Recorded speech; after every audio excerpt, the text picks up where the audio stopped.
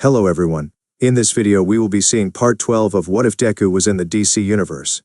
So be sure to stick around until the end. Let's get started. A large red curtain stood closed, as a man with long red hair wearing a purple maestro tux with green wrists, a green belt and a bow tie walked up to a podium. He pulled out an orchestra stick and hit the podium. All the orchestra's instruments stood at the ready. The entire room drew quiet. The man lifted both of his arms up as the curtains were pulled open, and then the maestro began the show. A strange streak of crimes had hit Metropolis, and the Teen Titans were looking for the culprits responsible for the thefts. Strangely enough, no one had seen the culprits steal anything, but according to the victims, one moment everything was there and then it was all gone. After a long search through the crime scenes, the team had come up with the next possible target that the thieves would hit. The Teen Titans all stood atop a large containment unit in the docks waiting for the thieves to strike. A large crate was being unloaded from a freighter ship from Gotham, and was the target that the heroes would be protecting. "Are you sure this is where the goons are going to hit?"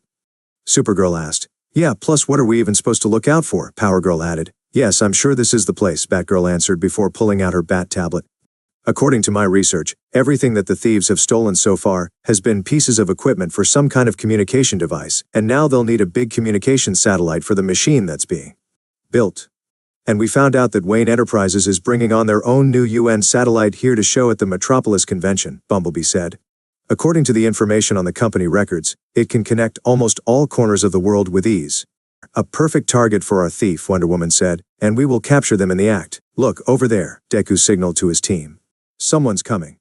The Teen Titans looked out and saw a black sedan drive towards the large crate. From inside the car came out Catwoman, Harley Quinn, Poison Ivy, Giganta, Livewire, and Star Sapphire.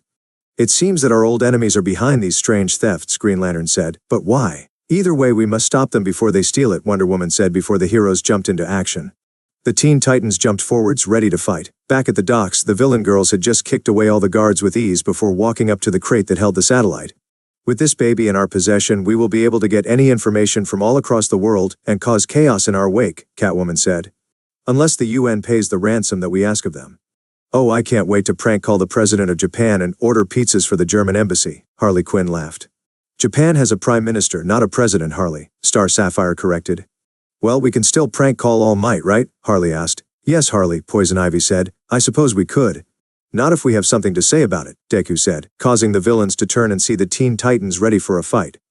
"Got you girls with your hands in the cookie jar," Supergirl said as she cracked her knuckles. "Prepare to be defeated, villains," Wonder Woman said, drawing her sword. "Any last words before we start this battle?" "I'm ready to rumble," Galatea added. "Oh yeah, well you were about to take the tumble," Harley Quinn sang, confusing herself. Everyone looked at Harley Quinn with confusion. "Did you just sing that last bit?" Batgirl asked. "What?" "Of course I did not," Harley sang. "Okay, she actually sang that just now," Star Sapphire said. The two superpowered teams heard something slowly getting louder. It was a melody that began to affect them one by one. Every thought had a certain harmony to it, almost as if someone had placed them in a musical.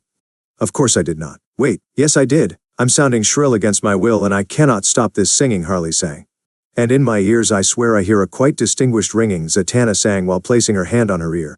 "This silly game is very lame and someone's gonna pay," Giganta sang menacingly. "An unknown force, but where's the source that has us in its sway?" Wonder Woman sang. "Who is doing this to us?" Catwoman questioned in a song. "And on this we must concur that dastardly, despicable, disturbingly inexplicable, and imminently kickable," sang Harley, Livewire, Poison Ivy, Star Sapphire, Giganta, and Catwoman at once. "That dirty rotten rat is," both teams sang. As soon as the villain girls and the Teen Titans sang those words, a man appeared behind them. He wore a purple zoot suit with a green shirt underneath with a black tie, a microphone staff, a purple hat with a green feather on it, and glasses with musical notes on them. This man was dressed to the nines and was more than ready to sing and dance away. "The Music Meister," he sang. Both teams looked at the singing fiend and were ready to attack him. But just as they were about to fight him, he sang once more. "Put down your arms, my friends, your arrows, guns, and swords." Both teams did as the singing villain instructed. They depowered themselves and stood ready to dance to Music Meister's song. "Your resistance to my charms no ends. When I belt these power chords." The Music Meister stood in between the two teams and continued in his song. "Good guys or bad guys, it doesn't really matter. You are all just slaves to my hypnotic patter. As I regale you with my story, you'll know you'll have no choice but to do my evil bidding." The villain girls and the Teen Titans jumped and skipped as though they were dancing as the Music Meister commanded them to unpack the satellite and prepare it for his own plans. When you hear this booming voice, "I'm the Music Meister," and everyone just fawns, and so for me it's destiny to be the maestro of villainy. Yes, I'm the Music Meister. And I'm here to settle the score. Every one of the heroes and villains fought against the control of the singing madman. Deku tried to call upon one for all, but it didn't change or alter any of his movements. This wasn't like when Poison Ivy had put him under her control, it was like he was being moved by the music. As if being compelled to dance and sing, the girls on either side were not faring any better. Deku could see Wonder Woman trying to stop herself from gracefully lifting Catwoman in the air. Zatanna was happy to be doing a ballet jump with live wire as both Lanterns and Kryptonians prepared to launch the satellite. Back with the Music Meister, he was still singing and was preparing to tell both sides his story. You see, I also have plans for this satellite, Music Meister claimed. It is time to send it to the stratosphere, to send my commanding voice to all corners of the earth. And seeing as I've established who's in charge, get to work. With that command, Livewire fired all her voltage to charge the satellite before Batgirl finished programming it to obey the Music Meister's commands. Once it was fully charged, Supergirl, Power Girl, Green Lantern and Star Sapphire picked it up with their powers and launched it into orbit with relative ease. Once the satellite was in orbit, the Music Meister got ready to leave before the heroes and other villains could attack him. And now that you all have been delayed, your usefulness has passed. A distraction is what I need, so kick into that last. I'm the Music Meister, I cannot help but boast. I'm the Music Meister, I've won the day, now I must fly. I'm the Music Meister, and I'm here to settle the score. He hopped on top of a melody-shaped bike and rode off, but not before sending the heroes dancing to the cold waters of the Metropolis harbor. The Teen Titans and the villain girls fell into the cold waters, breaking the control that the Music Meister had over them. They all quickly swam upwards, breaking the surface and taking in deep inhales of air. Who was that singing freak? Supergirl asked with a frown. He called himself the Music Meister, silly, Harley Quinn replied. He practically sang it. We got to find him before he can put his plan into motion, Wonder Woman said. Yeah, but let's drop these losers in prison first, Power Girl added. Hey! The villain girls snapped back. You still tried to steal the UN satellite, Bumblebee clarified, remember? Drat, Harley Quinn said, after dropping the villain girls in prison. The Teen Titans returned to their headquarters under sweet justice. On the large monitor, the security camera footage played on loop for the team to see. On mute, of course. It appears that Music Meister has some sort of mental control superpower that works when he is singing, Batgirl explained as she examined the footage. It puts his victims into a musical sort of state. We noticed, Bumblebee said as she cracked her spine. I never thought my spine could bend that way. I for one didn't mind the singing routine, Zatanna said. Didn't know that some of us had a good singing voice or dancing moves. Well, I mind being a puppet to some singing man, Power Girl retorted. So, how can we get close to him? Deku asked. If he starts to sing, then we will be part of his musical number. I can help with that, Batgirl said as she pulled out 7 sets of headphones. Bumblebee and I've been working on these special headphones to better communicate in between missions, but I can modify them to block out Music Meister's singing. That's great, Batgirl, Wonder Woman said. Now we just need to find this singing deviant. Well, if you were a singing evil mastermind who planned to use a UN satellite to sing to the entire world, Green Lantern said. Where would you most likely hide? I think I know where he might be hiding, Zatanna said with a smile on her face. A short time later, the Teen Titans had arrived at the old abandoned opera house west of downtown. The team rushed in towards the building's roof before entering the abandoned opera house. As they entered the building and walked through the dusty corridors, they heard the melody of an organ being played in the large stage of the opera house for an audience of mannequins. In the middle of the large stage stood a white cloaked figure playing the large organ. As soon as the song was over, the cloaked figure turned around, pulling off his cloak. It was the Music Meister, wearing a green lime suit, a yellow shirt, a large fur cape with purple feathers, carrying his microphone cane. He bowed to the invisible audience as if he had just performed a masterpiece. Thank you all, Music Meister bowed. You were all a terrific audience. Just then all the young heroes of the Teen Titans jumped down in front of the Music Meister. Show's over, Music Meister, Deku called out as the Titans got ready to fight. True, it is curtains for you, villain, Wonder Woman added. We shall see, my lovely, Music Meister smiled before he began singing. The Music Meister expected the Teen Titans to start singing along with him, but they didn't even so much as quiver their lips or hum with him. Huh? Why aren't you singing with my melody? Music Meister asked. We got a little gadget to keep your sing-along power from turning us into your singing puppets, Batgirl said with a smirk. Batgirl, I'd expect this from one of the Bat's chums, Music Meister said before snarling and running to the organ. Batman, always driving villains bats. Music Meister slammed his finger on the keys, activating the organ's special trap. A large stack of smoke came out of the organ's pipes. The smoke covered the entire stage and the rest of the opera house, allowing the Music Meister to hop on his melody-shaped cycle. The Music Meister rushed out of the opera house on his cycle as he sang his song. The Teen Titans followed right after the singing villain as they saw how the powers of the villain affected everyone else around. He always has a sidekick, some boy wonder at his call. His utility belt holds everything. Can't find that at the mall? The Batmobile is super fast. There is no car that is surpassed. It's a good thing we've got Arkham, 'cause he really drives us bats. As Music Meister sang and drove through the crowded streets, the people began to turn into a mob of rioting zombies that attacked the Teen Titans. A crowd of people began ganging up on the Teen Titans, forcing them to work on the defensive. Drives us bats. Drives us bats. He really drives us bats, bats, bats. He drives us bats. Wonder Woman held out her shield, blocking 3 different men that tried to tackle her. She then jumped back before jumping over them, wrapping her lasso of truth around the men and then threw them at the back of a truck. Zatanna casted a spell making the pants of all her would-be attackers to inflate and float out of danger. She was suddenly pulled back by her cape by 3 zombies, forcing her to cast another spell on them. Ezirf Nirui's cart, Zatanna chanted, forcing the zombies to stop in their tracks. Bumblebee shrunk and flew at high speeds, circling around a small group of brainwashed people. She kept them on a tight circle before she fired her stingers, knocking them out cold. Sorry, Bumblebee said before flying after her teammates. Batgirl fired her grappling gun and jumped high above the crowd of people that tried to swarm her. She then dropped a smoke bomb, blinding the crowd before trying to catch up to the fleeing villain. Green Lantern created a green net construct to catch all the people driving cars and bikes against her. She put all her strength against the speeding vehicles. She then created a large cage to keep them contained before she followed her team after the Music Meister. Supergirl and Power Girl combined their super breaths to clear the path as they were able to catch up with the Music Meister. The more he sang, the more people came after the heroes, but they couldn't keep 2 Kryptonians back for long. Deku used Black Whip to swing up and catch the back part of the Music Meister's cycle. The back part was separated in 2, forcing Deku to grab hold of the piece and follow with it in chase. Whether dancing the Batusi or using an array of tools. He's always got the answer. He makes us look like fools. He's got no superpowers, he's just a flying rat. It's a good thing we've got Arkham, 'cause he really drives us bats. The Music Meister turned his single monocycle into a personal flying helicopter and flew up to the sky. He passed by the city prison, causing his singing power to affect the inmates. The prisoners and the villain girls all began singing to the rhythm of the Music Meister's song, Drives us bats. Drives us bats. He really drives us bats, bats, bats.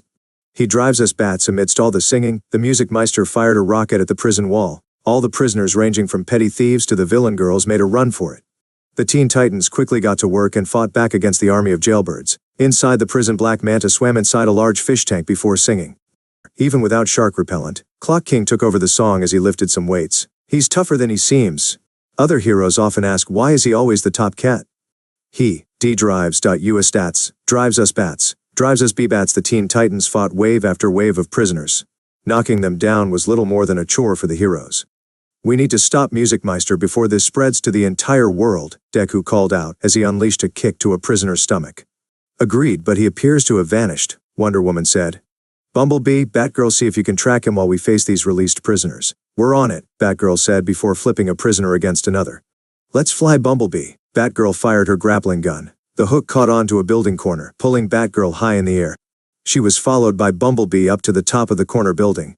They landed on the roof of the building, and before pulling out her binoculars, Batgirl looked through the streets in search of the flamboyant singing mastermind before she spotted the Music Meister heading north. I got him, Batgirl said before firing her grappling gun once more. Follow me. The Teen Titans rushed after Batgirl before they arrived at the central garden of Metropolis. There in front of them was a large stage with none other than the Music Meister standing in the middle of the spotlight.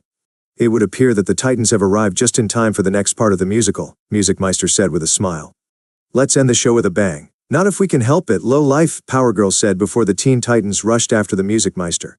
Before the Teen Titans could get their hands on the Music Meister, he pressed a button on his cane, and all the speakers on the stage turned on, sending out a shockwave. The blast sent the Titans back a little, but it was never meant to do more than stall them. You might have found a way to stop my sweet voice from turning you, Music Meister said.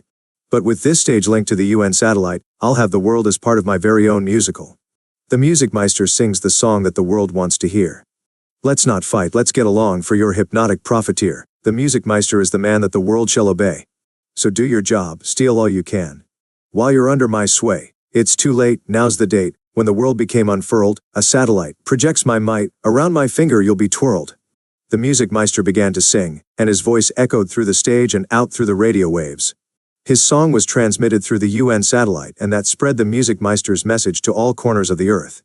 The Teen Titans turned and saw how mobs of people walked towards them like zombies. They moaned and sang along with the Music Meister's dastardly song. They came for all sides surrounding the stage. The music meister sings the song that the world wants to hear. Let's not fight, let's get along, for our hypnotic profiteer. The music meister is the man that the world shall obey. So do your job, steal all you can, while you're under his sway. We must stop this before he takes over the world, Wonder Woman said as the mob of zombies grew ever closer. If we can short out his equipment, then we can stop his transmission, Batgirl said. Wonder Woman, Supergirl, Power Girl, Green Lantern, help me keep the hordes back, Deku said as he channeled One for All at 20% through his body. Batgirl, Zatanna, Bumblebee, see if you can shut him down. On it, Deku, Batgirl said, Titans together. Wonder Woman called out before clashing her braces, sending a powerful shockwave against the mob of singing zombies. Shoot style, Delaware smash, Deku called out before kicking an airwave directly at the ground before the mob, pushing them back even more. Green Lantern created a large wall on the opposite side of the stage, keeping the hordes from getting closer. Supergirl and Power Girl both took in deep breaths before blowing their freezing breaths. Their combined breaths froze the ground under the feet of the mob, making them slip on their step. Meanwhile, Batgirl, Zatanna, and Bumblebee rushed at the music meister as he sang his song. He fired Sonic Blast after Sonic Blast at them, hoping to keep them away from him before his plan could come to fruition. You still persist, but don't resist. Sing along to my song. Dance a dance, prance my prance, because to me you now belong. Batgirl jumped to her side, avoiding one of the blasts as she flung her batarangs at the speakers. The batarangs beeped before an electrical shock made the speakers burst and become silenced. Zatanna cast a magical whip and snatched the speakers away from the music meister, silencing him just a little. But that wasn't enough as the music meister pressed another button on his cane. His suit was pulled away to reveal a purple armor with large speakers on his shoulders. He fired a powerful sonic blast, silencing the next enchantment that Zatanna was about to cast. You won't be able to stop me, Music Meister laughed. The world will be mine because I am, wait for it. The Music Meister. Unknown to the Music Meister, Bumblebee had flown behind him and shrunk down into his suit's circuitry. She flew through the different parts of the speakers, firing her stingers, causing them to blow up. The Music Meister was taken by surprise when his armor was shut down and his speakers were knocked out. His armor fell apart, and just as he was about to sing through his cane, Bumblebee shot out of the armor and blasted the cane out of his hand.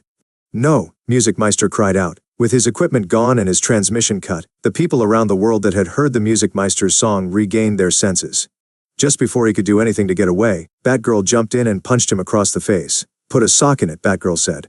Shortly after the defeat of the Music Meister, he was taken to prison, and the people under his control were back to normal. The team then decided to call it a day since the majority of the prisoners had been returned to their respective cells. We should look for the villain girls tomorrow. They managed to escape in the midst of the chaos, Deku said as they jumped from building to building. They'll show up sooner or later, Supergirl said. Yeah, but I'm starving, Power Girl said. I say we get something to eat. Agreed, Wonder Woman said. I could use a salad, Green Lantern said. To the burrito bucket, Batgirl stated before she fired her grappling hook and started swinging. The Titans followed after, jumping and flying after Batgirl. Lights were suddenly turned on, waking up the heroes. They were all tied to different chairs in what appeared to be the entrance of a mansion's main room. The floor had black and white tiles, a large staircase led to the upper floors, and several statues of the same British-looking man with glasses and Beatles-styled hair. Deku opened his eyes and realized that he was tied to a chair. His arms and legs were tied to the chair, leaving him unable to move. The rest of the team slowly woke up and found themselves in similar bindings. Batgirl was in a chair similar to Deku, but her binds weren't as thick as his. Green Lantern was wrapped around yellow energy chains. Bumblebee was literally glued to her chair, like a fly on flypaper. Zatanna was tied with magical ropes, but a gag was placed on her mouth, preventing her from casting any spells. Supergirl and Power Girl were both tied with kryptonite-laced chains, keeping them powerless and unable to move, but not harmed. And finally, Wonder Woman was bound by magnets, keeping her armor from moving. Guys, are you all right? Deku asked his friends. Aside from being bound and being woken up in a strange mansion? Power Girl asked. We're all right, Deku, Green Lantern replied as she struggled against the restraints.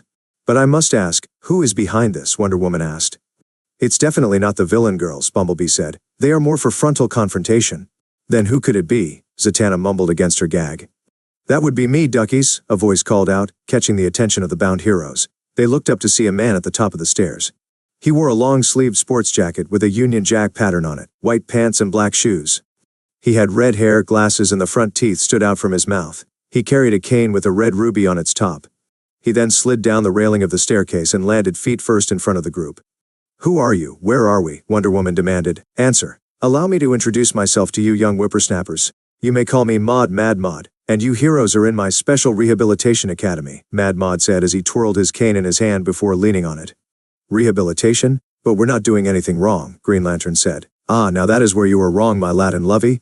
See, you all think you lot are heroes, but you're nothing but misbehaving teenagers, and I hate misbehaving teenagers. Look at all you've done, he said as he gestured to a set of paintings that slid to the side to show the team doing heroic acts. Stoppin' villains, Mad Mod said, showing a picture of Supergirl, Zatanna and Bumblebee capturing Giganta and Harley Quinn. Savin' lives, Mad Mod added, changing to a picture of Wonder Woman, Green Lantern, and Deku pulling out people from a burning truck. And being a bloody plague to the supervillain community, Mad Mod added, before changing the picture to one of Batgirl and Power Girl pulling a prank on Lex Luthor. And you're here to correct those hooligan tendencies of yours, he said before pressing a button on his cane. All the chairs were moved and pulled away from one another. Each of the heroes were then dropped through holes in the ground, sending them each to a different classroom. Deku landed in what appeared to be a math classroom. He was at the front of the class as a large screen turned on before him. He looked around for a way out of this room, but then the screen suddenly showed a spinning black and white swirl. Deku's head was then forced to look straight at the screen by the chair's headrest, pushing his face forward. This was Mad Mod's form of rehabilitation, hypnosis. Deku called upon the power of One for All and tried to push himself out of his chair, but the bonds were too thick for him to move. But then, an idea struck Deku.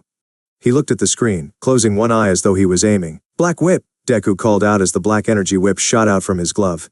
The black whip struck at the screen, shattering it, but it also pushed Deku backwards with great force.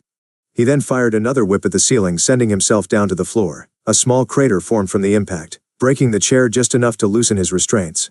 Deku then used One for All to tear apart the chair, freeing himself from the accursed contraption. Deku stood up before dusting himself. "I have to find the others," Deku said as he looked for a way out of the classroom. Now, young man, I never thought you'd be such a problem child, but I guess it's to be expected," Mad Mod's voice came through the walls. The very same walls began to come in and collapse against the green hero.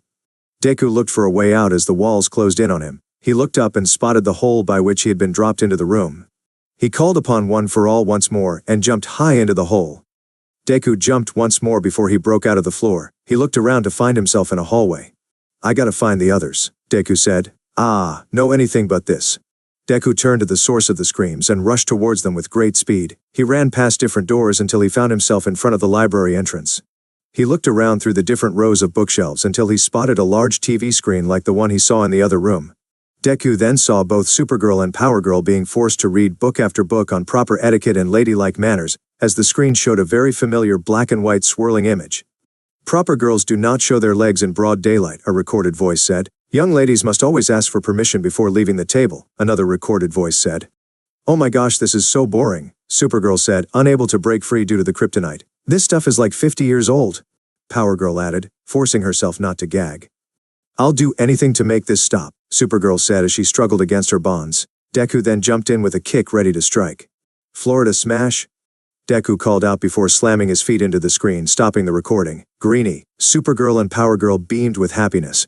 "Sorry I'm late, but this place is like a maze," Deku said before pulling off the chains from the two Kryptonians. "I am so kissing you for this," Supergirl said before getting out of the chair. "You can kiss him. I'll be a bit more physical," Power Girl said, hugging Deku against her chest. "Naughty, naughty duckies. I am all for spreading love, but I believe that it's against library policy for such public displays of affection. You lot need some firm discipline." The angered sound of Mad Mod's voice said as suddenly, a giant stamp came down from the ceiling like an enormous crusher. "Uh-oh," Power Girl said before the crusher came down on them. The three heroes jumped out the way just as the crusher reduced the chairs to mere splinters. Another stamp crusher appeared above them and came down. The heroes jumped out of the way once more before being crushed. They proceeded to run away from the smashing stamp crushers. Both Supergirl and Power Girl were still a little weak from the kryptonite to use their powers, but they could still run relatively fast. Just as another stamp crusher was about to fall on them, Deku activated One for All. He grabbed hold of both girls and then made a sharp turn, avoiding the stamp. He then ran quickly towards the exit. Suddenly, books from the shelves were fired out, aimed at Deku. He quickly ducked under the flying books before pushing himself forward with a kick to the air. Suddenly, he caught sight of more and more books flying towards them. But Supergirl and Power Girl fired their heat visions at the books, burning them. Deku used this chance to go directly towards the exit. He kicked in the air with enough power to fly. The air shock that followed after sent the other killer books backwards and sent Deku, Supergirl, and Power Girl out of the room. They landed outside the library and then got to running away from the killer books. After running past two more classroom doors, they all got to gather their thoughts and for Deku, his breath. Last time I ever go to a library without you, Greenie, Supergirl said. Yeah, if this is that guy's idea of rehabilitation, sign me up for homeschool, Power Girl added. We need to find the others before Mad Mod turns them into brainless zombies, Deku said. You two ready to go? Supergirl and Power Girl cracked their knuckles before they began to fly in the air. Ready whenever you are, Greenie, Supergirl smiled. The three heroes then took to searching through the hallways for their friends. Supergirl and Power Girl used their X-ray visions to see through the doors, but the walls were all laced with lead, but the doors were still made of wood. After a little searching, they managed to spot one of their friends. Over here, Power Girl said before she busted down the door. The three heroes found themselves inside a science lab. They saw the laboratory having active experiments going on. At the front of the class wearing a dunce cone was their friend Batgirl. Batgirl, Deku said before they went to her side. Supergirl tore the bonds that were holding their bat-themed ally as Power Girl fired her heat vision at the screen. They laid down Batgirl on the ground hoping that she would come to her senses. Batgirl, it's us, Supergirl said. You're safe now, Power Girl added, but no response was met. Batgirl? Deku asked, waving his hand in front of Batgirl. Batgirl just stood there. Her eyes were like the swirling black and white screen. She drooled like a brainless zombie. She was completely drawing a blank in response to the actions of her friends. She's just like when we found her after watching a Batman movie marathon in a black room, Supergirl said. I thought that someone mentored by Batman would be hard to educate, but lo and behold, Mad Mod's voice came through the speakers in the classroom. Now she is a model student. You lot could learn a thing or two from her, duckies, he laughed before the chemical solutions began to bubble and boil. The liquid chemicals overflowed from their beakers and began to pour on the floor of the room. The chemicals dissolved the chairs and the desks as they went towards the heroes. Deku slung Batgirl over his shoulder as he saw the chemicals coming towards them from both sides. We need to get out of here, Deku said. Power Girl and Supergirl airlines ready for takeoff, both Power Girl and Supergirl said before lifting Deku and Batgirl. The two Kryptonians sky rocketed out of the classroom through the ceiling. They expected to break free from the crazy school they were being held in. But instead they found themselves back at the entrance and the damages that they had made were gone. This place is starting to freak me out, guys, Supergirl said. Yeah, as soon as we find everyone else we'll find a way out, Deku said, putting down the still zombified Batgirl. They all looked at Batgirl trying to come up with a way of bringing her back to normal. Batgirl, please snap out of it? Deku said while shaking her. Let me try something, Greenie, Power Girl said before pulling Batgirl to the side. Batgirl, Batman's here, she screamed in Batgirl's face. They stayed silent to see if the scream had worked. Batgirl only drooled in response. What the heck is wrong with her? She's just like when we watched that movie where the bad guy gets thrown into a giant cake mixer, Supergirl said. Batgirl suddenly started laughing like she heard a good joke. She was back to her normal self. That was a funny movie, Batgirl said before she noticed the drool on her costume. Aw man, who drooled all over my suit? She asked while wiping the drool off of her. You did, Supergirl replied.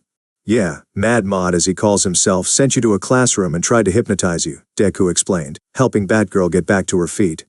Just then, the four heroes heard steps coming closer from the other side of the stairs. They all got in their combat stances while keeping out of sight. They heard the steps getting closer and closer towards them. Just as the steps were about to turn the corner, Deku, Power Girl, Supergirl and Batgirl jumped out to face the owners of the steps. They clashed with the people on the other side, but were surprised to find themselves clashing with their remaining friends. Deku was punching Wonder Woman's shield.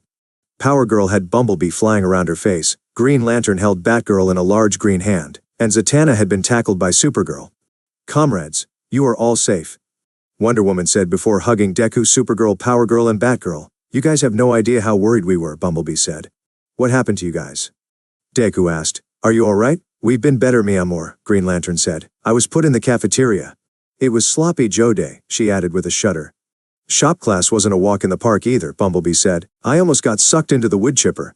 Live tongues trying to swallow me were not what I was expecting from my class, Wonder Woman shuddered.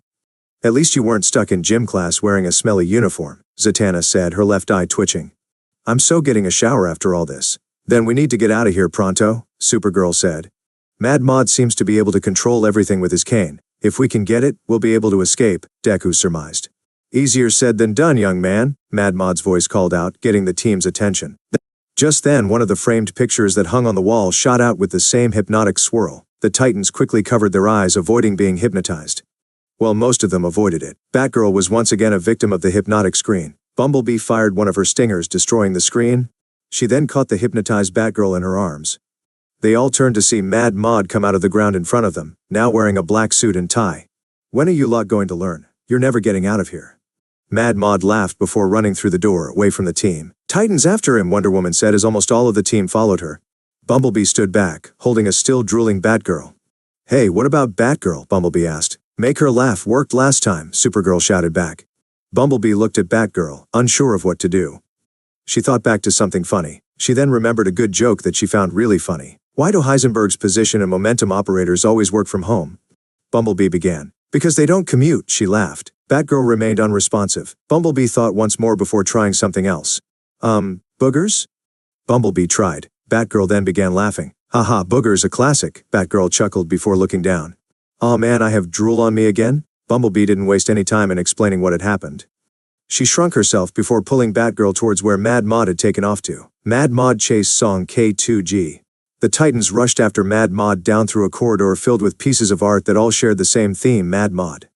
They spotted Mad Mod just ahead of them, riding a scooter away from them. The Titans ran as fast as they could, but Mad Mod then turned a hard left, disappearing from their sight. Before they could question where the villain could have gone, a stack of bananas flew over their heads. The Titans turned around to see Mad Mod stepping out of a painting and running away in the opposite direction. They turned and rushed after the crazy British professor as he somehow got back on his scooter and rode down the hall.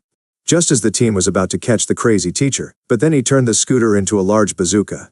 "I duck duckies," Mad Mod said before firing at them. The Titans ran away as Mad Mod ran after them while firing at the team.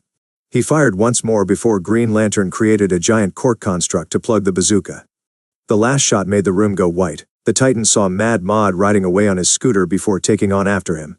They continued chasing after the Englishman before coming upon a room filled with black polka dots. They saw Mad Mod driving into one of the dots and going down through it. Deku jumped after him, taking the plunge as well. But when he was about to go into the hole, he was met with a hard surface.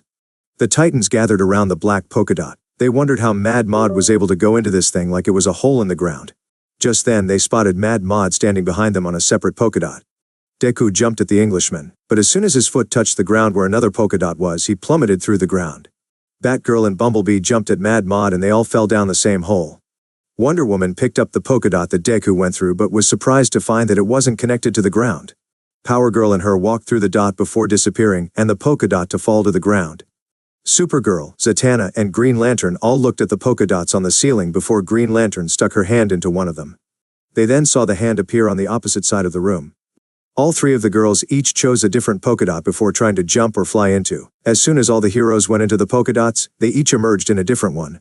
Deku fell from the ceiling before spotting Mad Mod on the opposite side of the room. He jumped after him only to fall into another dot. Wonder Woman jumped out of a polka dot with Power Girl in tow. They looked for their friends, sticking their heads out of different polka dots before falling down them. Like a game of whack-a-mole, each of the Titans stuck out their heads out of different polka dots before going back inside. The Titans all jumped out of different polka dots, regrouping after their short time as living whack-a-moles. Oddly enough, they all looked like they had gone to a 60s-themed party as they all wore clothes with flowers and flamboyant colors. Suddenly, Mad Mod rode past them on his scooter. The Titans quickly took off the old costumes and chased after Mad Mod. They followed the Englishman into a room where the stairs stretched out in a spiral. They ran up the stairs as Mad Mod rode up with his scooter, grinning like a madman. The Titans picked up the pace, but their target seemed to be always out of their reach. Mad Mod sped away from the grasp of the young heroes and arrived at the very top of the staircase. He turned around, lifting his cane. He pressed a button on his cane, activating a mechanism and turning the staircase into a massive slide, causing Batgirl, Wonder Woman, and Deku to slide down the playground fixture from hell. Deku looked back to the bottom of the stairs and saw how a large pair of metal mandibles appeared. He panicked before activating Black Whip once more. He tried wrapping the black tendrils at the upper parts of the stairs, but he wasn't able to get a good grip. However, just as they were about to be crushed by the mandibles, Green Lantern created a large beanbag to catch Deku, Batgirl, and Wonder Woman. Deku let out a sigh of relief before Batgirl crashed into him, and then Wonder Woman. Green Lantern lifted the three all the way to the top before the team went through the door at the top. The team went through the door and found themselves in a long hallway with doors on both sides. They caught sight of Mad Mod going through one of the doors at the far end of the hallway. All the Titans save for Batgirl went after him. Just as Batgirl was about to rush after her team, Mad Mod caught her off after coming out of the door to the left side of the hallway. She didn't hesitate and ran after him as he went through another door. What preceded was a classic Scooby-Doo scene with the heroes and Mad Mod coming in and out of different doors. Deku came out of a door before running to another door at the other side of the hallway. Supergirl came out of the door next to the one Deku entered, and spotted Mad Mod coming out of a door while riding on a pair of roller blades. She rushed after him. Wonder Woman chased after Mad Mod from one room to the next. Mad Mod then came out of another door, being chased by Zatanna as magic fired out of her hands. Batgirl swung out of one room before noticing that the next door was much smaller than the other one. Bumblebee flew out of one of the doors before looking around for any signs of her friends, before Mad Mod rode into another room with an old bicycle. She flew after him before the door closed behind her. Green Lantern ran out of her room riding an ostrich before going into another room. Power Girl let out a frustrated scream after coming out of a room, now the size of a hummingbird, before opening another door and going inside. The Titans all then came out of different rooms, finally managing to regroup after running from room to room with no success. They then noticed that there was only one door left to be open. They tiptoed as quietly as they could towards the last door. Deku grabbed hold of the doorknob as the girls got ready to put the hurt on Mad Mod. As soon as the young hero opened the door, the head of a large dragon poked out and roared at the heroes, sending them jumping back before going back inside its room. The Titans then saw Mad Mod going to the dead end of the hallway, before triggering a secret passage to open. He slipped in as the passage door closed behind him. The Titans ran to the end of the hallway, coming across a statue bust of Mad Mod. Deku pushed the statue's head backwards to reveal a switch. He flipped it, opening the passage. The team of heroes rushed into the passage and made their way until they came across a bright light. "I see a light at the end of the passage," Wonder Woman said. "Hopefully we'll catch this quack," Zatanna said. The team burst out of the secret passage, and they were all stunned to see what was before them. They had returned to the grand foyer where they had started the chase. "What the heck is going on?" Bumblebee asked. "We're back where we started," Deku said. "Oh, come on." Supergirl groaned. "This place is a madhouse," Zatanna said. "Haven't you figured it out, duckies? You're never getting out of here," Mad Mod called out from the top of the stairs before pressing a button on his cane. At Mad Mod's command, the statues that had his face pulled out rocket thrusters and took to the air. The statues then pulled out laser pistols from their sides and fired at the heroes. "Titans together," Wonder Woman called out as she pulled out her sword and shield. The Titans fought against the flying statue heads as they fired. Deku activated One for All and jumped high in the air before kicking a statue, sending a powerful blast of air to the rest. Wonder Woman easily blocked the lasers with her shield before slicing the heads with her sword. Supergirl and Power Girl took to the air at great speeds, shattering the statues into dust.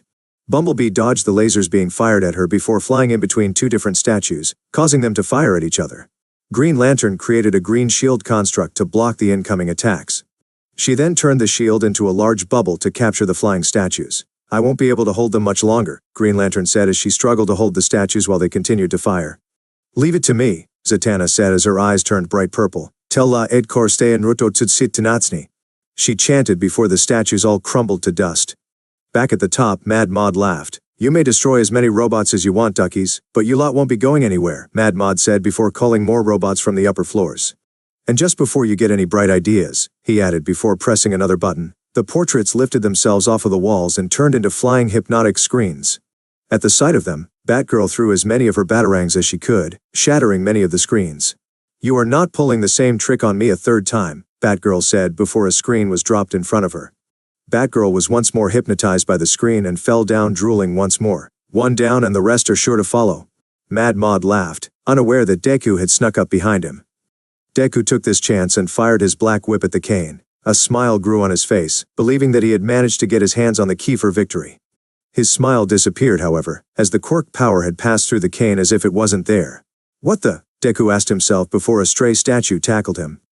Deku crashed against the wall, but instead of falling to the ground he went through the wall. He looked up and saw how they were not inside a mansion but inside a large controlled building being held up by holograms and smoke to make it look as real as it could. This gave Deku an idea, and proceeded to enact his plan. In a separate room filled with computers, an old man sat and worked to make the Death Trap mansion do its purpose. But something caught his eye. The young man had gone missing. "Where the blazes is that young bloke?" the real Mad Mod asked. Suddenly the screens began to go dark and changed with static. "What? No, Mad Mod said in fright. Meanwhile, Deku had found the cables and the machinery that Mad Mod had been using to mess with the heroes.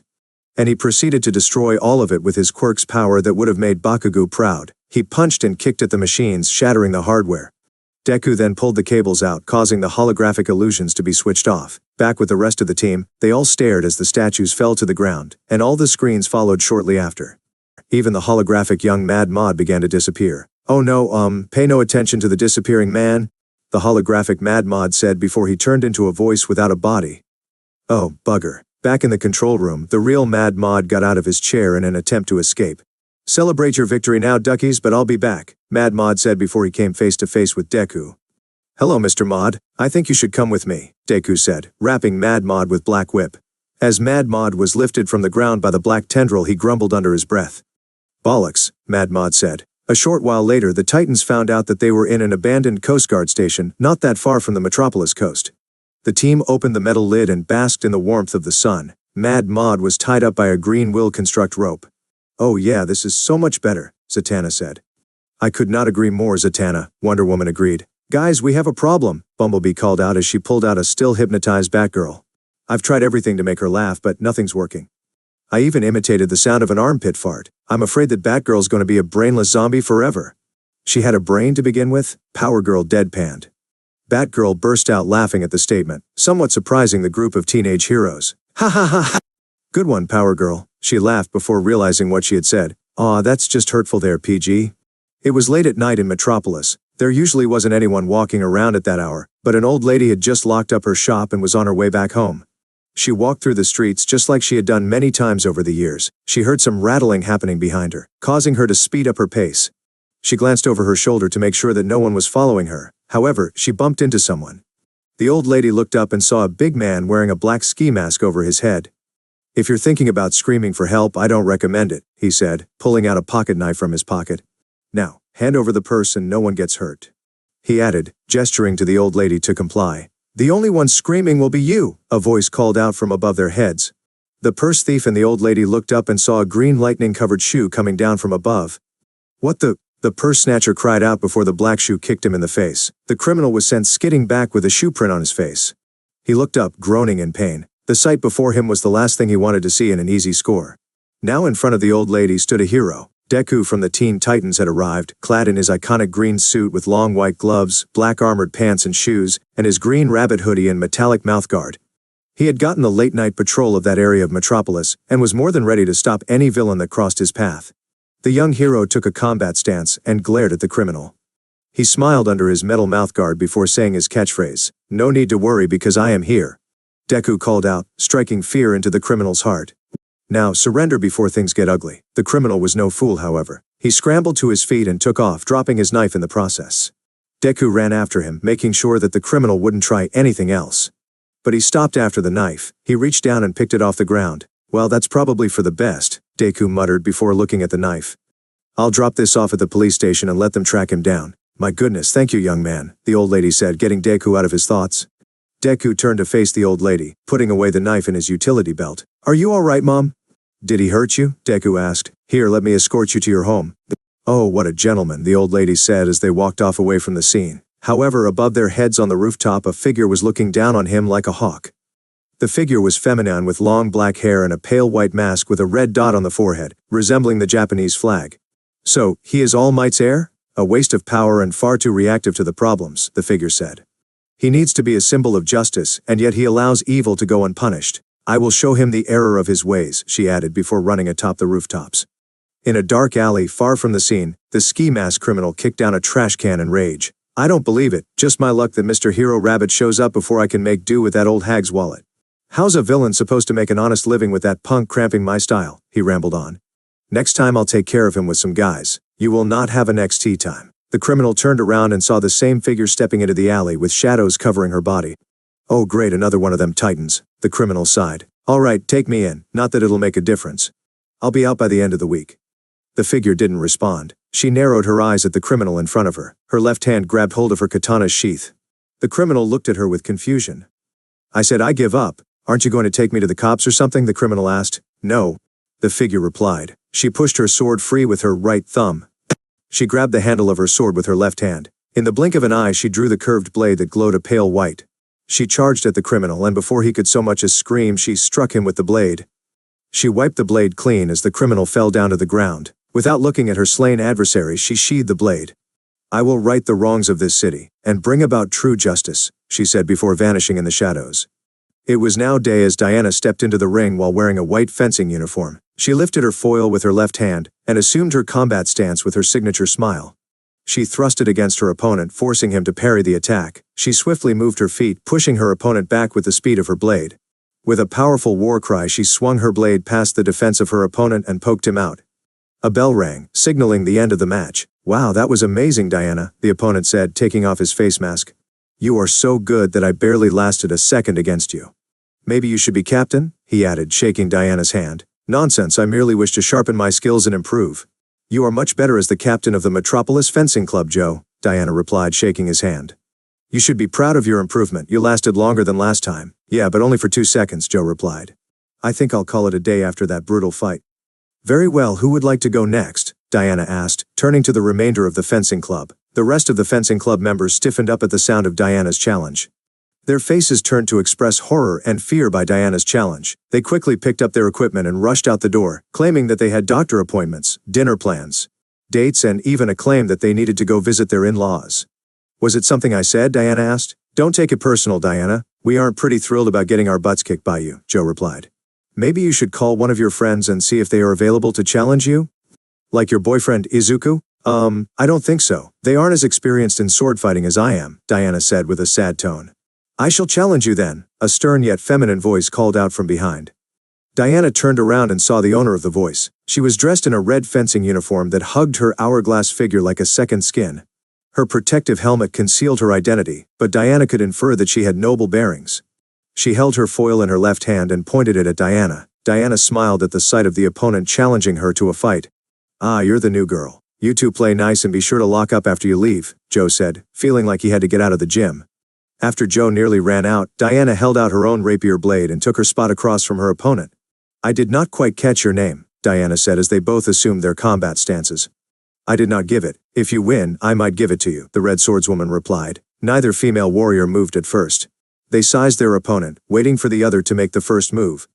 They each held their foils with their left hands, tightening their grip. A second passed, then another and another. Diana rushed towards her opponent, thrusting her weapon forward in a stabbing motion. But her opponent countered her attack with a parry, weaving around Diana's attack with ease. Diana spun in place, sending back her opponent before they clashed blades. Diana pushed her opponent back, but held back her Amazonian strength as to not avoid crushing her opponent. You are good, the opponent said as they parried their blades. I see that you are using the St. George technique, Diana replied. You are indeed a worthy challenger. I will have to use my right hand, she said, jumping back from the stalemate.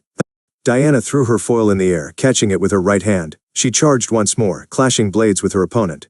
Diana's moves were faster, and forced her opponent to parry the attacks. The young Amazon was gaining ground with her stronger hand. She thrusted and clashed with her opponent. I fight left-handed to improve my skills. I found it to be good sportsmanship, Diana said, stepping forward. Admirable, but it will not help you win this battle, for I have a secret to winning, she said, parrying the attacks. Is it that you are not left-handed either? Diana asked. No, I am. It is that I am not so easily distracted, her opponent clarified. Diana's opponent spun in a circle, pushing Diana back. She thrusted her foil at the handle of Diana's weapon. She spun the blade of her foil, hitting the guard, pulling it out of Diana's hand. The opponent took the spare foil and finished by thrusting her foil, poking Diana's chest. I win, the opponent said. Diana gasped in surprise. She didn't lose often, but when they came, she was amazed. My goodness, oh how wonderful it is to experience a defeat, Diana exclaimed. I thank you for the great match. My name is Diana Prince, a pleasure to meet you, she said, holding out her left hand at her opponent. Diana's opponent put the foils away before taking off her helmet. She had pale, peachy skin, long straight black hair that reached her back, and hazelnut-colored eyes. She had a very regal face that appeared to be of Japanese descent. She shook Diana's hand before introducing herself. My name is Tatsu, Yamashita Tatsu. Tatsu introduced herself. I just moved here from Japan. It is so nice to meet someone with great skill such as yourself. Oh, you're from Japan. I have a friend that hails from there as well. His name is Izuku Midoriya, Diana said. I hope that you could teach me that technique you use to disarm me. I would be honored to learn from you.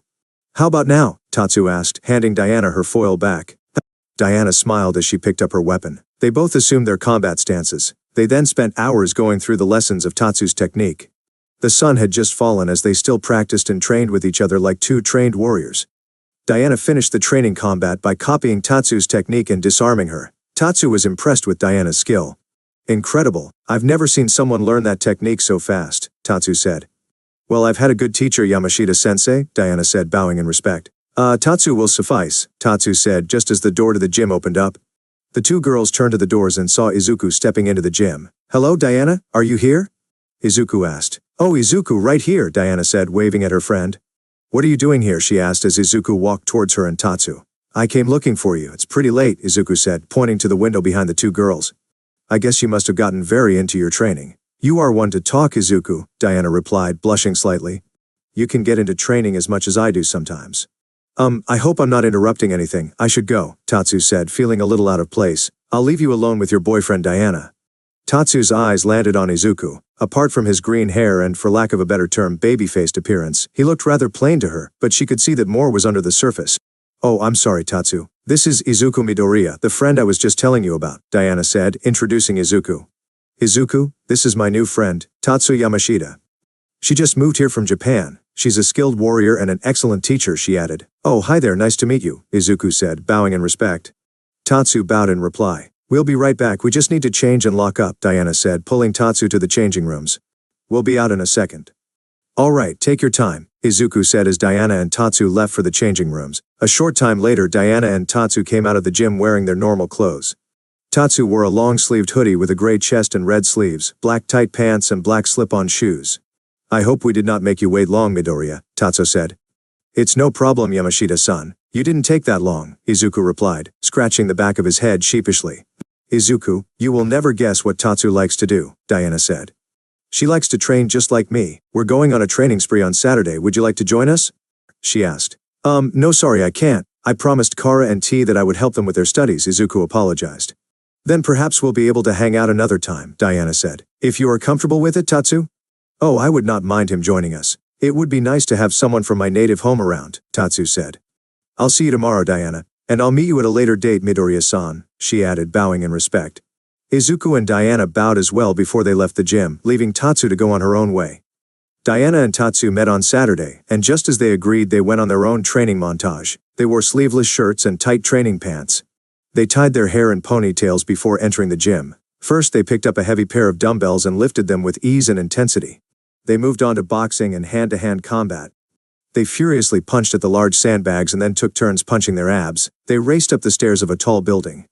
And finally, they made it to a construction site where they stood on a metal beam, balancing on it as the workers lifted it to the higher parts of the construction.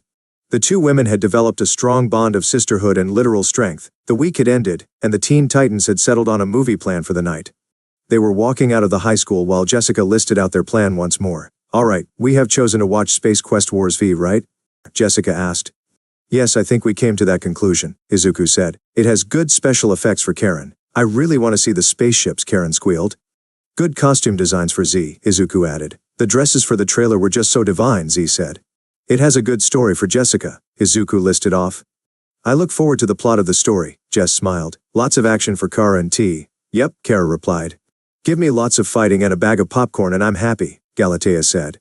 It has awesome heroes for me, Izuku said. Historical themes for Diana. And Barbara said she was okay with it as long as she can smuggle lots of burritos into the movie.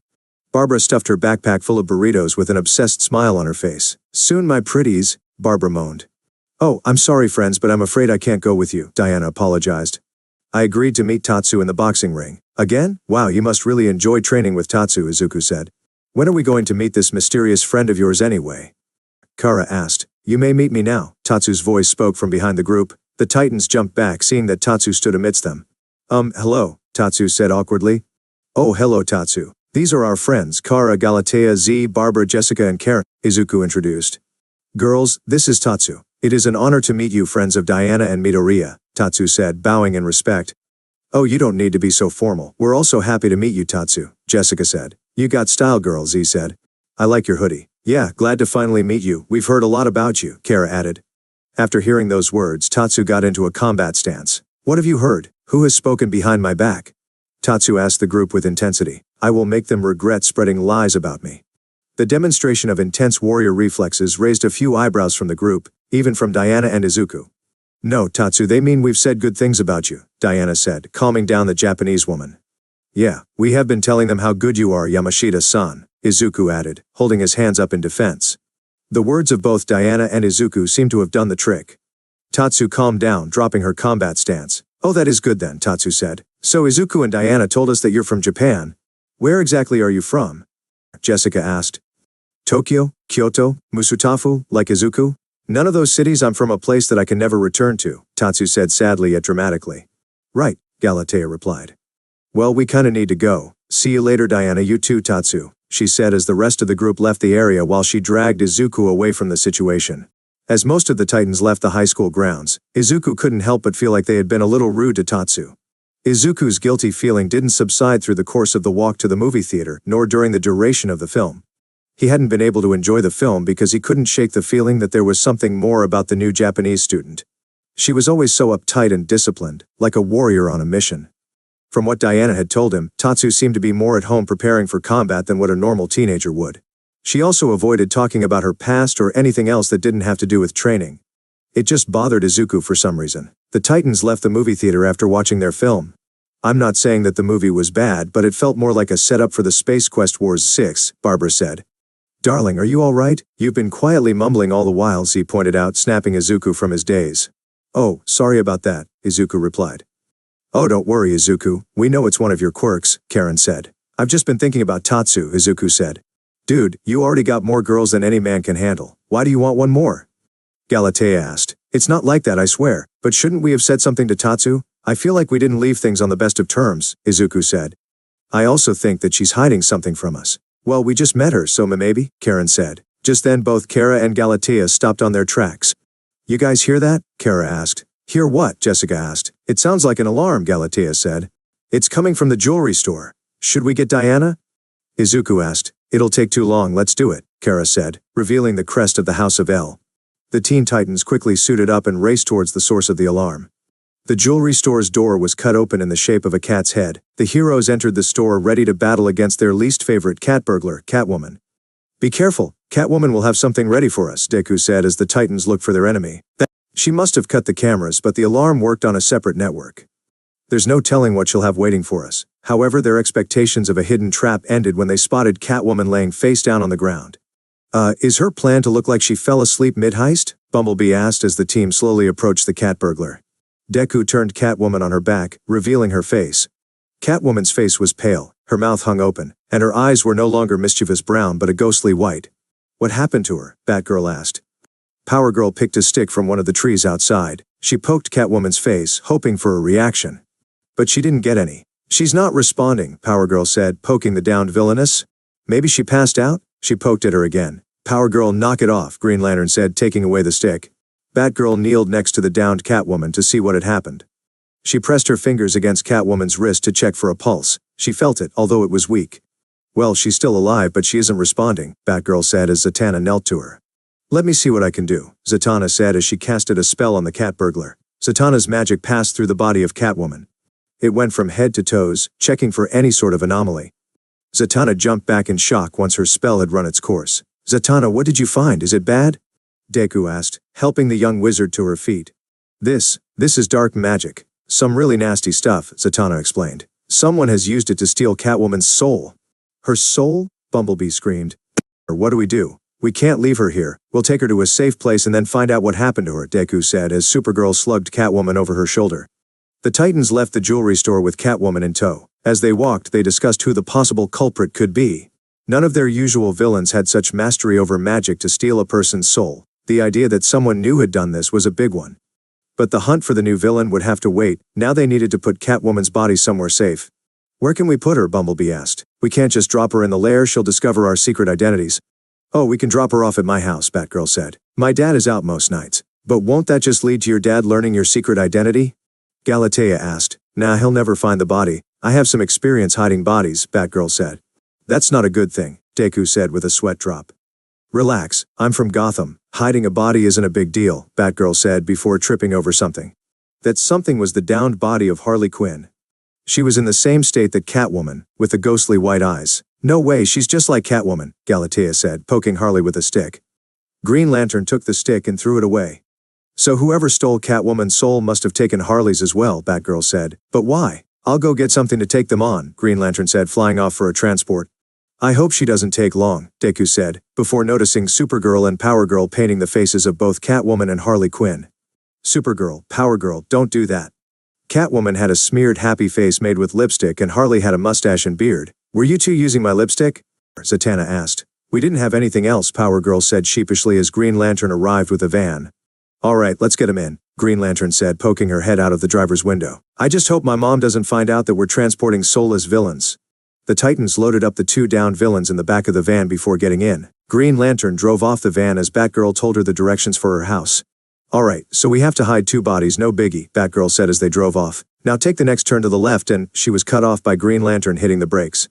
"We may have a problem," Green Lantern said, pointing to what was lying on the street. The Teen Titans stepped out and saw the soulless bodies of Livewire, Poison Ivy, and Star Sapphire.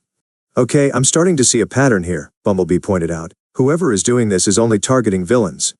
"Could they be a vigilante?" Deku asked as he and the other Titans got out to pick up the bodies of the other 3 villains. "Hey, isn't that cave woman Giganta usually with these guys?" Power Girl asked. Almost as if tempting fate, the large body of Giganta fell from the sky on top of the van. "There she is," Supergirl said, much to the dislike of Green Lantern. Green Lantern used her power ring on her mother's van to reconstruct it. Her van now had a green outline around it and the body of Giganta on top of the roof, tied like a bag of camping gear. She got back in the driver's seat and drove off to Batgirl's home. A short drive later and the team of heroes had arrived at the Gordon residence.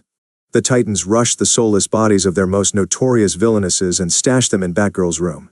"Alright, now can we call Diana?" Bumblebee asked. "On it," Deku said, pulling out his phone. 30 minutes later, Diana arrived at the Gordon residence and couldn't help but stare at the bizarre scene before her. "What is going on?" Diana asked. The villain girls had been set up as if they were having a sleepover. Giganta was putting makeup on Harley Quinn. Catwoman was doing Star Sapphire's hair, which now looked like an actual star, courtesy of Kara. And Poison Ivy was putting mascara on Livewire with pickles on their eyes. "We needed to make it look like a sleepover in case my dad comes around," Barbara said. "But now we have a bigger problem," Izuku said. "There's someone going around stealing the souls of villains. It could be a vigilante taking out the criminal element in the city. But to take souls, that seems too extreme. It can't be your run-of-the-mill vigilante," Z said, thinking of a possible culprit. "Stealing souls is high-level stuff, so it can't be just anyone." "Then we must go out and find signs of this vigilante and stop them," Diana said. "Even if these are villains, they do not deserve to have their souls taken from them." "Titans together," she called out their war cry. The Teen Titans suited up once more and rushed to the scene of the crime. They ran on the top of the rooftops in search of the dangerous vigilante that stole the souls of the villain girls. "Be on guard, friends. This enemy has abilities that we are not aware of," Wonder Woman said, jumping to the next rooftop. "Zatanna, do you think you can use your magic to track whoever is doing this?" Deku asked the magic member of the team. "I'm afraid I'll need something from our target or at least know their name for a tracking spell to work," Zatanna replied as she flew alongside the team. "Then how do we find this creep?" Power Girl asked. Just then a loud shriek caught the attention of the Titans. "We could follow the loud shriek of terror," Batgirl suggested. "Let's go then," Green Lantern said as the team rushed towards the origin of the distress call. The Titans rushed to the source of the cry and spotted a group of 3 men running down an alley.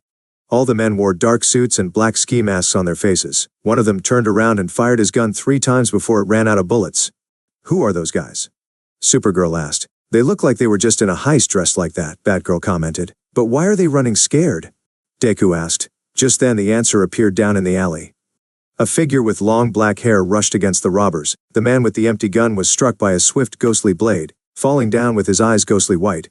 The figure didn't waste any more time and continued running after the rest of her quarry. "There's our vicious vigilante," Wonder Woman said. "After them." The Teen Titans ran after the figure in an attempt to prevent the vigilante from taking another soul. They ran as fast as they could just as one of the 2 remaining robbers tripped down on the alley. His partner in crime rushed back to help him, but then they were both trapped. The vigilante raised her sword over her head, ready to strike at the fallen man and his companion.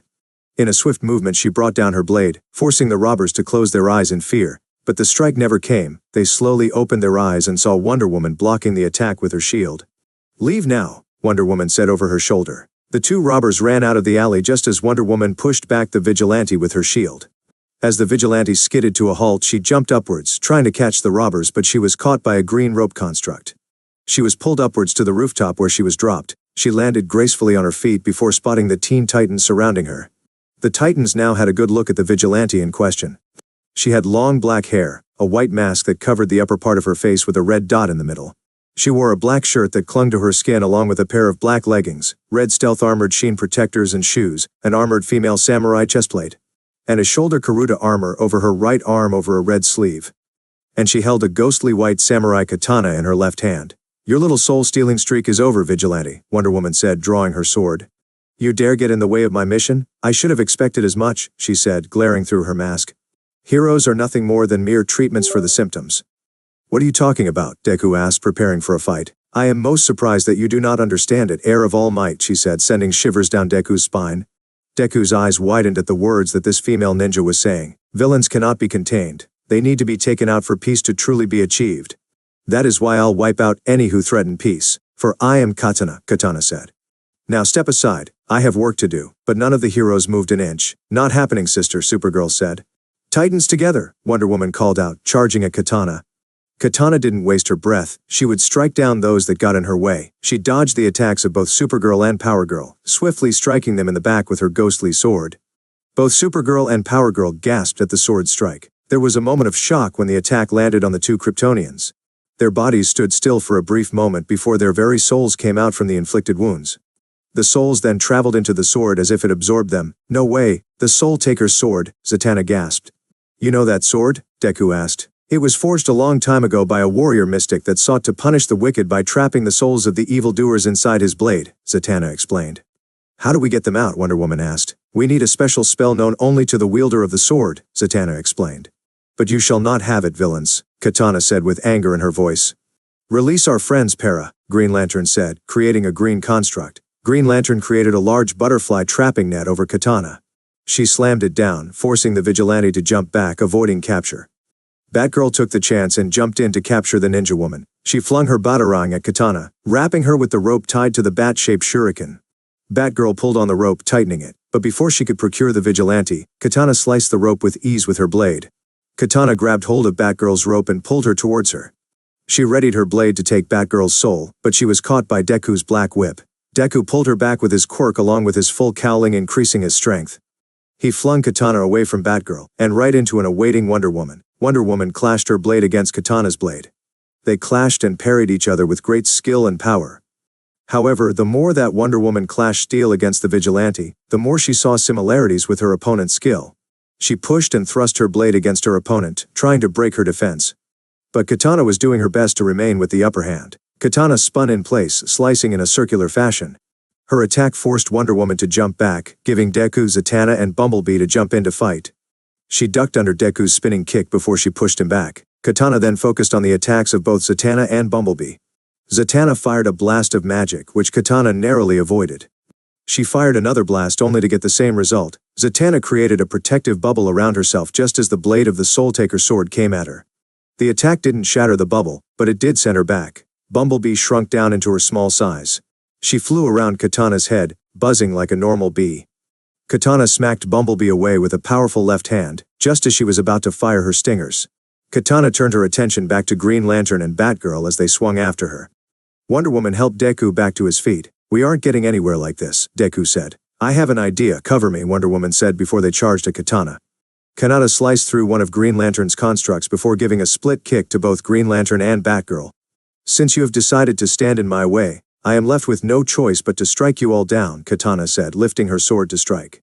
Delaware smash, Deku called out, firing a blast of air at 20% of Ofa. Deku's attack sent Katana flying and away from Deku's teammates. Katana managed to stop herself by embedding her sword on the ground. Deku charged in at high speeds. He threw a roundhouse kick at Katana, forcing her to bend backwards to avoid it. Just as Katana pulled out her sword, he jumped back and used his power to run circles around her. He grabbed hold of her right arm and spun her around before performing a judo throw over his shoulder. Katana rolled back to her feet and stood with her sword ready. Not bad, but All Might would have ended this battle in the blink of an eye, Katana said. You've yet to control the full extent of your power. I'm still learning, but I've got friends to help me get there, Deku said. Katana noticed a shadow growing above her. She turned around just in time to block Wonder Woman's sword. Zatanna, now, Wonder Woman cried out. Zatanna flew down from behind and placed her hands on Katana's head. Capes 8 Timnasne, Oda Sailor 8 Slaus, Zatanna chanted, forcing Katana to obey her. Katana's eyes glowed bright purple as Zatanna did her magic. She began to chant the incantation to release the souls from the Soul Taker's sword. The sword glowed bright white as the souls escaped the cursed blade. The souls went back to their respective bodies. Supergirl and Power Girl both woke up from their slight coma, taking in a deep breath. Once the souls were released, both Zatanna and Wonder Woman stepped back. Is it over? Bumblebee asked. Katana's eyes snapped open before she threw down a smoke bomb, blinding the group. The Teen Titans coughed as the smoke cleared out. They looked around, but there was no sign of Katana. Looks like she gave us the slip, Batgirl said. Yeah, but now we need to find her before she hurts any more people on her misguided quest, Deku said. Or hurt herself, Wonder Woman added sadly. And guys, this is the end. I hope you guys enjoyed well. Until next time, peace.